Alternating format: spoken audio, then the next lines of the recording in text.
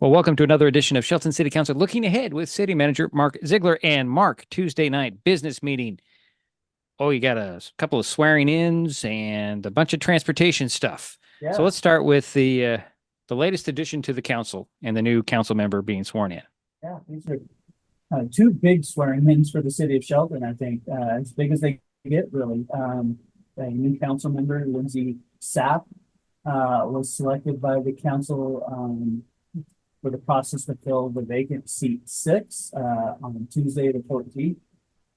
So Sapp will officially take that seat and be sworn in on the 21st, Tuesday the 21st, during the council chamber. So it'll be exciting to get a full council back at that point. And then we'll also swear in our newest officer, Officer Mullins, who graduated from the academy a few weeks ago and is out on field training and moving right along towards his ability to be a fully commissioned officer. So we're really looking forward and really excited about having another officer on the street in the next few months.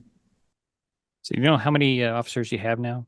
That'll bring us up to 17.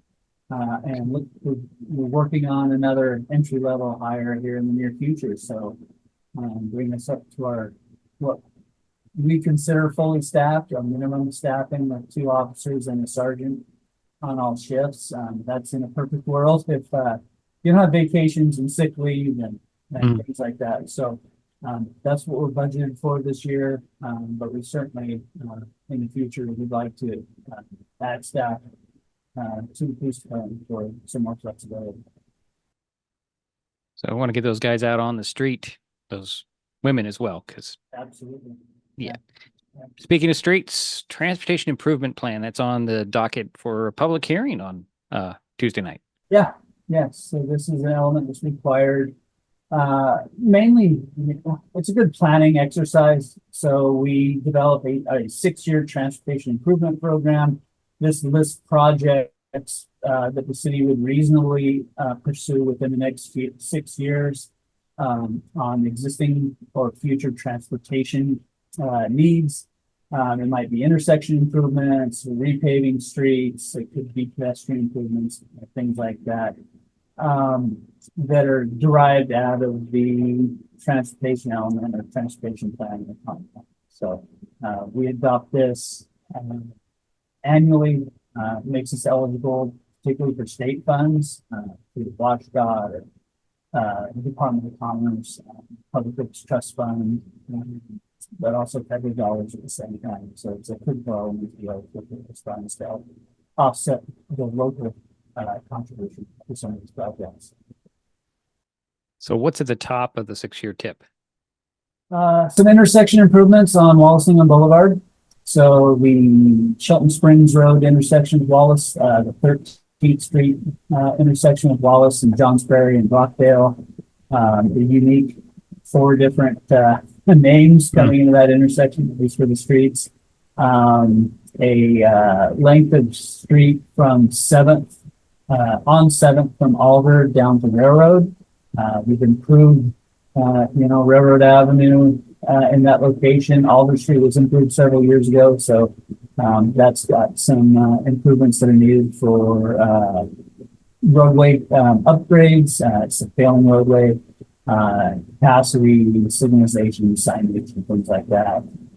So those are kind of up at the top of the list. We've got a couple of projects like the Olympic Highway North from C Street to Wallace Union Boulevard project that's already funded and moving towards design right now. So that was on the top of the list previously. That'll hopefully come off the list when we get into construction next year.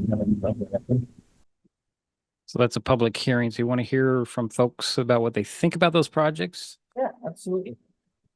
Is there a possibility to add a project to that? Sure, it could be amended based on public comment.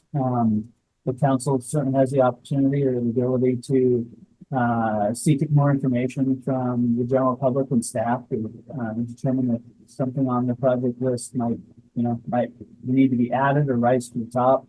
Realistically, 6-year plan. I mean, the last few years we've been fairly fortunate with some grant funds and have ticked off a couple projects on that list.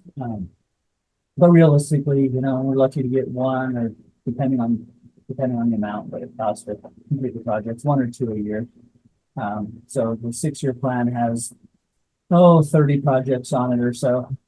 So some of them are fairly significant. Some have utility work that's required. If we're going to tear up the road, we want to upgrade the utilities, the water, sewer, and storm infrastructure in place, and then typically with pedestrian improvements at the same time. So we develop sidewalks if needed, certainly upgrade our ADA accessibility where we have curb cuts and sidewalks and crosswalks as well. So those are just a couple of items on the city council's meeting agenda for Tuesday night in the courtroom at the Civic Center, 6 o'clock. You can attend in person.